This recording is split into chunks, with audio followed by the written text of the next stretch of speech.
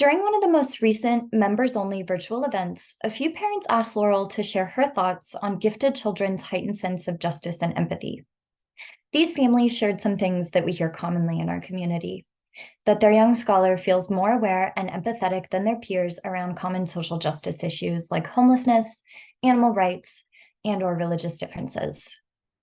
They might bring up the homeless person that the family walked by once weeks ago, or they will say something every single time the family is having meat for dinner. These families also shared that they may be nervous to discuss many current events or deep dive on historical context because of their children's deep well of empathy. There's no one right way to guide your child through this challenging terrain. Every family approaches this differently based on their values. Here's Laurel to share a few strategies that our families use to support young scholars. Stay tuned after the video for more information on the benefits of the Young Scholars Program and how you can directly access features like these virtual events. Yes, so this is a common profoundly gifted trait. I think a couple of things. Yes, the PG brain is quite, as you said, aware and empathetic, and it's going to pick up on things faster than you think. Many parents are, and of course, I don't know your child specifically, but many parents are surprised to learn that their child already knows a lot of things about something that they were like, oh, maybe we should wait and not tell them about this yet. So many kids do have sort of like that kind of heightened awareness where they're already kind of thinking about things, or already, even if they don't know concretely what's going on, they get a feeling that something's bad is happening. And you're right, it's a lot to take in because of those big wells of empathy.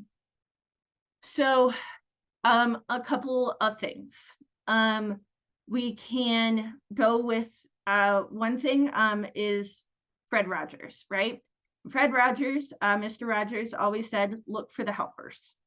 So one of the things when we share history with profoundly gifted people is that we can share the stories of the people that helped and the people that made it through. So the history of people, for example, you mentioned the Holocaust.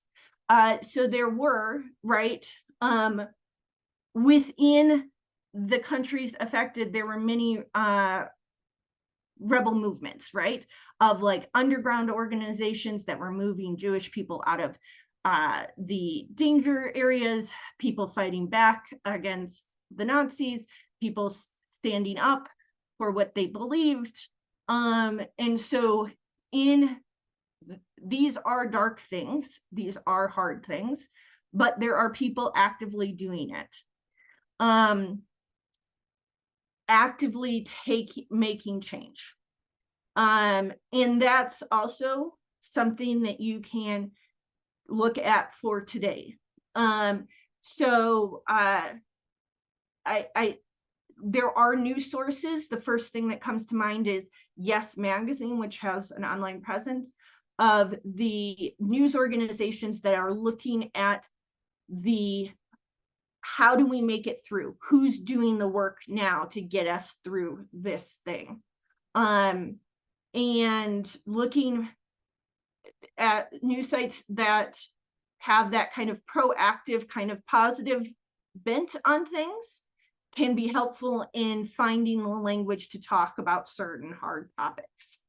I think kids also, even young kids, look for nuance. And it's not necessarily you have to present both sides of the story, because usually there's about 468 sides of the story.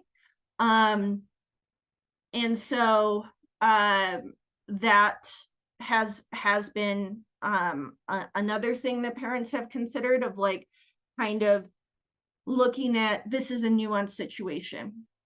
Another thing that families have done is found outlets for their children to volunteer. So I think a lot of the one of the parts of it being hard to grapple with these things is feeling powerless, feeling like I'm not doing anything and all of these hard things are happening.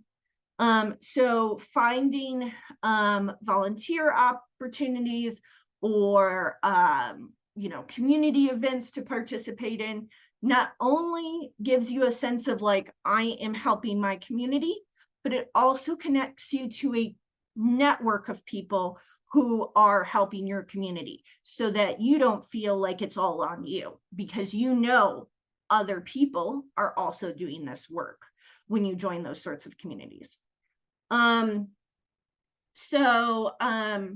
Another family shared sheltering their kids from news sources. So for example, not watching news on TV so that the kids might overhear it.